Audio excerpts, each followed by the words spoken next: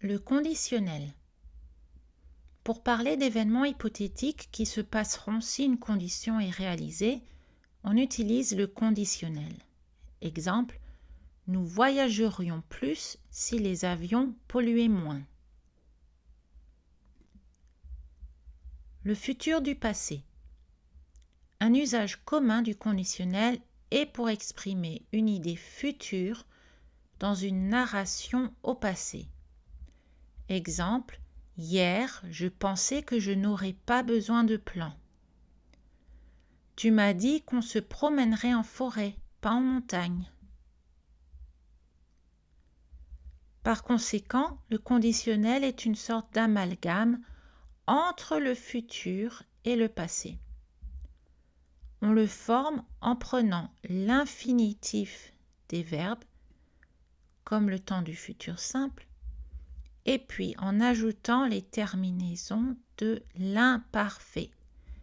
AIS, AIS, AIT, IONS, IEZ, AIENT. Rappel les infinitifs. En anglais, le conditionnel s'exprime avec deux mots, would plus verbe. Exemple, we would travel more if planes polluted less. En français, le conditionnel est un temps simple, construit avec l'infinitif des verbes, c'est-à-dire la forme non conjuguée des verbes. On ajoute les terminaisons de l'imparfait. Et, yon, yé, et.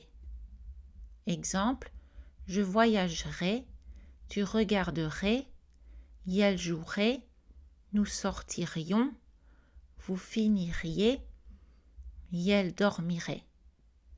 Quand l'infinitif se termine par un E, on omet ce E.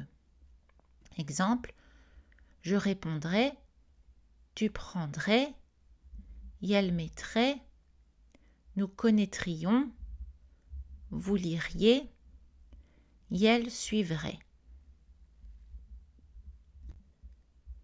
Rappel, les verbes irréguliers. Les racines irrégulières du futur simple sont identiques au conditionnel. Tous les verbes réguliers et irréguliers ont la lettre R avant la terminaison du futur et du conditionnel. Aller, ir. Avoir, or. Devoir, devre. Être, seur. Faire, feur. Falloir, faudre. Pleuvoir, pleuvre. Pouvoir, pour. Savoir, sort. Venir, viendre. Voir, vers. Vouloir, voudre. Si vous parlez espagnol, remarquez les similitudes entre ces racines et les verbes espagnols. Les situations avec le conditionnel. 1. Le futur du passé. Narration au passé dans laquelle une idée future est exprimée. Exemple, hier, je pensais que je n'aurais pas besoin de plan. 2. Les hypothèses. Élément qui a le potentiel d'exister sous une condition. Exemple, Yael demanderait son chemin si la rue n'était pas vide. 3. La politesse, pour faire une demande poliment. Exemple, bonjour, je voudrais un renseignement s'il vous plaît. Au cas où, s'utilise avec le conditionnel en français, mais avec le présent en anglais. Exemple, prends des bottes de pluie pour le camping, au cas où il pleuvrait.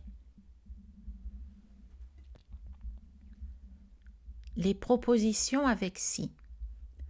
On peut exprimer la condition en mélangeant le présent et le futur dans une phrase complexe avec deux propositions.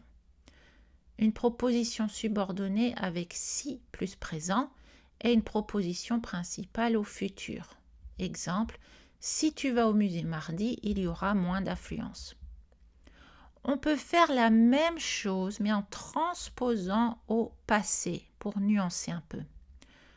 Une subordonnée avec si plus un parfait et une principale au conditionnel.